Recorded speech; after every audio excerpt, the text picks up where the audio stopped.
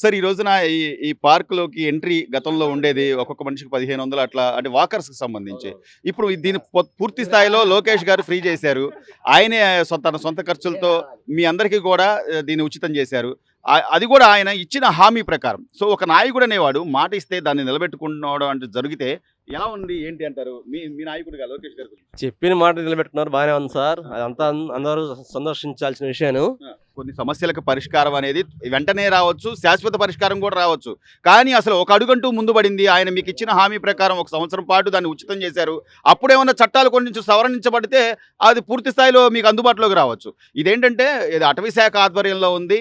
ఖచ్చితంగా nominal fee అయినా కట్టాలండి అని వాళ్ళు చెప్పడం ద్వారా 5 లక్షల రూపాయలు ఆయన ఈ రోజున బేర్ చేయడం. అది కూడా మీకు ఇచ్చిన మాట ప్రకారం. దాన్ని ఎలా చూడాలంటారు? సంతోషకరం. చాలా సంతోషకరమైన విషయం. లోకేష్ గారు మంచి పని చేశారు వాకర్స్ కోసం. సో ఈ వయసులో సార్ వాకింగ్ అనేది చాలా దాని ప్రధాన పాత్ర వహిస్తుంది. మీరందరూ కూడా దాని మీద అవేర్నెస్ అయి ఉన్నారు. మీకు ఈ సంవత్సరం పాటు మీకు ఉచితంగా కల్పించడానికి పట్ల మీ అభిప్రాయం ఏంటి సార్? అదే చాలా సంతోషకరమైన విషయం, అందరికి ఉపయోగపడే విషయం. మంత్రి గారు చాలా మంచి పని చేశారు. మళ్ళీ కూడాను ప్రతి సంవత్సరం కూడా మాకు అట్లాంటి రెన్యువల్ చేసి అలాగే అవకాశం కల్పించాలని మేము బాగా కోరుకుంటున్నాం. మీరు శాశ్వతం చేస్తే చాలా సంతోషపడతామని చెప్పి మేము కోరుకుంటున్నాం మంగళగిరి వాసులుగా.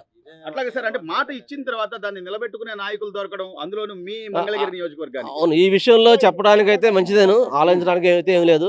నెంబర్ 1 లోకేష్ గారు మంగళగిరి ఎమ్మెల్యే కావడం కూడా మా అదృష్టమేను.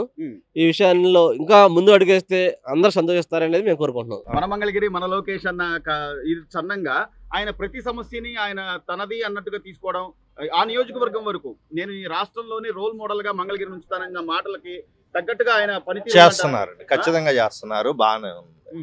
దానికి సంతృప్తి చెందుతా ఉన్నాం.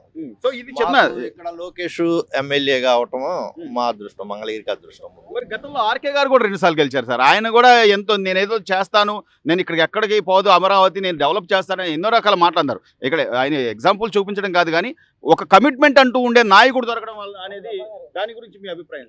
ఏది ఏమైనా కానీ గతంలో కన్నా కానీ జనాల్లో అయితే మంచి లోకేష్ ఇక్కడ రావటం అనేది అందరూ కూడా సంతోషకరంగానే ఉన్నారు. సో హ్యాపీ మీరంతా మంగళగిరి వాసులుగా. ఖచ్చితంగా గతంలో ఆయన మంగళగిరి ఎమ్మెల్యే కూడా ఆయన గతంలో ఓడిపోయినా కూడా కాదు నేను ఇక్కడ ఉండాలి, ఇక్కడ ప్రజల అభిమానాన్ని చొరగనాలి, వాళ్ళని ఎలాగైనా మెప్పించాలి అని చెప్పి ఆయన 5 ఏళ్ల పాటు కష్టపడ్డాడు. ఖచ్చితంగా ప్రతి ఒక్క టిఫిన్ బండ్లు కానీ, ఎవరికి ఏదన్నా వెళ్ళి చేనేతలకు సంబంధించి రాట్నాలు అనేది కానీ ప్రతి ఒక్క విషయంలో ఎవరైనా వెళ్ళి వర్క్ చేసుకునే దానికి స్పందించి ప్రతి ఒక్కళ్ళకి కూడా ఏది ఓడిపోయినప్పటి నుంచి కూడా నా మంగళగిరి నియోజకవర్గం నాది అనేది ఖచ్చితంగా అందరికి హెల్ప్ చేసుకుంటానే ఉన్నాడు, ఎమ్మెల్యేగా కాక ముందు నుంచి కూడా. అంటే ఏదో ఇస్తేనే మనం ఇది ఇస్తే మనకు అది వస్తుంది అనే తీరులో కాదు ఖచ్చితంగా మంగళగిరిని డెవలప్మెంట్ చేసే ఆలోచనలోనే ఉన్నారు మంగళగిరి. దానికి మాకు చాలా సంతోషం. యువనాయకుడిగా లోకేష్ గారు ఈ రోజు ఆయన పనితీరు కానివ్వండి, విద్యాశాఖ మంత్రిగా, అలాగే ఒకవైపు ఐటీ శాఖ మంత్రిగా పరిశ్రమలను ప్రోత్సహించడం కానివ్వండి, ఇక మీ మంగళగిరికి మళ్ళీ పూర్వవైభవం వచ్చింది అనుకోవచ్చు అంటారా సార్?